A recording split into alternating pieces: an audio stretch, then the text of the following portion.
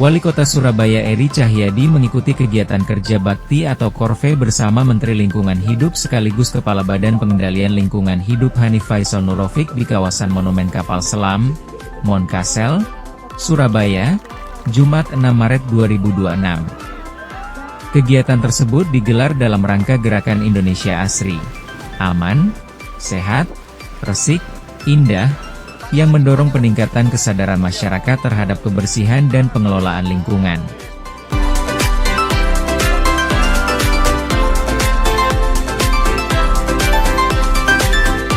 Bangga, ya, Surabaya kota terbaik pengelolaan sampah nasional. Jadi kota ini secara visual di jalan protokolnya sudah sebanding dengan kota-kota besar, kota-kota Eropa yang memiliki budaya sampah yang cukup sangat tinggi. Ini sudah sangat mewakili. Kemudian pada saat kita masuk ke lebih dalam, kota Surabaya juga cukup banyak berbenah diri. Nilainya cukup sangat tinggi dan tertinggi nasional. Untuk itu kami terima kasih. Kemudian pelaksanaan pembangkit sampah industri listrik yang telah dilaksanakan di Benowo terus kita kawal. Jadi pendanaan untuk 2025 kita akan cairkan atas izin Pak Menseknek dan Pak Menteri Keuangan untuk tahun ini. Tahun ini untuk 2025 kita akan sampaikan karena tahun kemarin adanya perubahan perpres yang kemudian terkendala sedikit. Jadi tahun ini setelah dilakukan pemeriksaan oleh BPKP akan kita bayarin untuk PSEL Benowo. Kemudian tahun 2026 dananya ada di kami, jadi nanti kami tinggal cairkan sesuai mekanisme yang telah ditetapkan. Kemudian dari 1.800 yang masuk PSEL diproyeksikan 1.000-an lebih, kemudian ada sisa 800, kemudian berbagi dengan kabupaten sebelah, kota sebelah, sehingga mencapai 1.000. Kita sudah mengusulkan ke Pak Presiden untuk dilakukan pembangunan PSEL tahap kedua. Jadi ada 2 PSEL untuk Surabaya. Artinya Surabaya yang hari ini tingkat pengindilan sampahnya 95% ini tertinggi di kota besar ya. Kita tidak pernah menyangka kota yang sebesar ini mampu menyelesaikan sampah. Hampir tidak ada di Indonesia kota besar yang bisa menyelesaikan sampahnya. Semua terpuruk dan kedaruratannya cukup sangat tinggi, pencemaran dan masalahnya juga sangat besar. Nah itu Surabaya selesai. Dan kemudian 95% tadi akan selesai di beberapa tahun ke depan untuk pengurusan PSEL dengan bergabung dengan kabupaten kota yang sebelah Surabaya. Namun demikian saya sangat berharap bahwa ini tidak boleh memanjakan kita semua. Ini tidak boleh juga membebankan APBD dan APBN.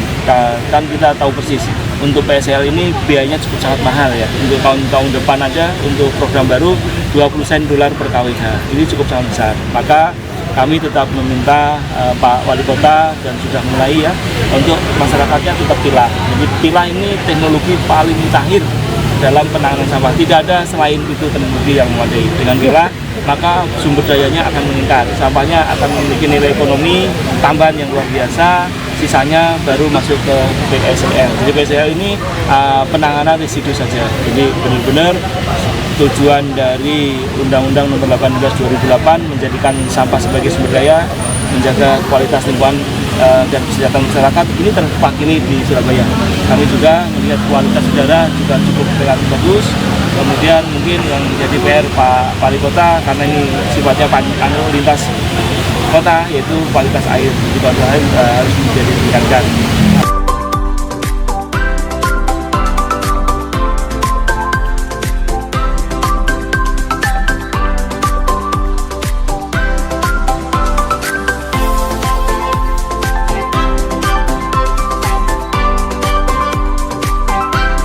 Surabaya dianggap memiliki capaian dalam pengelolaan lingkungan, khususnya dalam penanganan sampah perkotaan. Ia menilai secara visual kondisi jalan protokol Surabaya telah setara dengan kota-kota besar di Eropa yang memiliki budaya pengelolaan sampah yang baik. Tingkat penanganan sampah di Surabaya telah mencapai sekitar 95%, tertinggi di antara kota besar di Indonesia. Sementara itu, sejumlah kota besar lain masih menghadapi persoalan serius terkait sampah dan pencemaran lingkungan. Kualitas udara di Surabaya dinilai relatif baik. Namun, kualitas air masih menjadi pekerjaan rumah yang perlu ditingkatkan karena berkaitan dengan wilayah lintas daerah.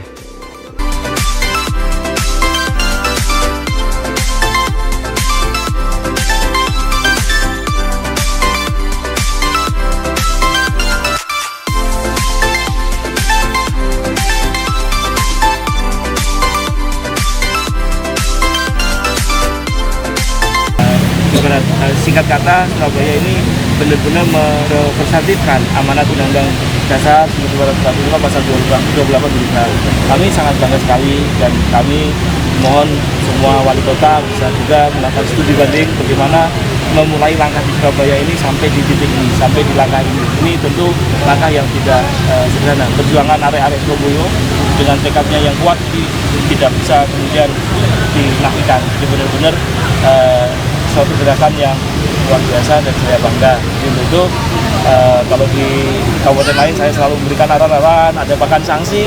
Kalau di Surabaya saya sangat bangga. Bangga ya.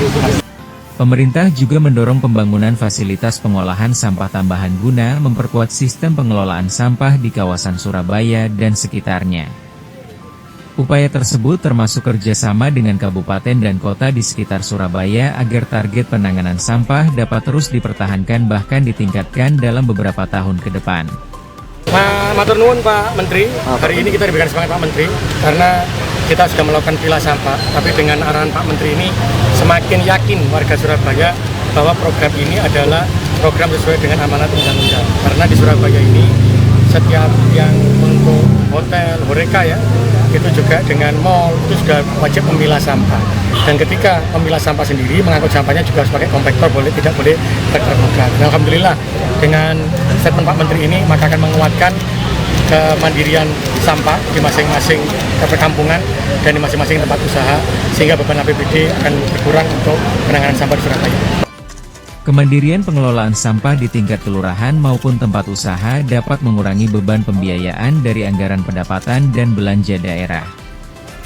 Pemerintah Kota Surabaya juga telah menerapkan aturan pemilahan sampah bagi berbagai tempat usaha seperti hotel, restoran, kafe, serta pusat perbelanjaan.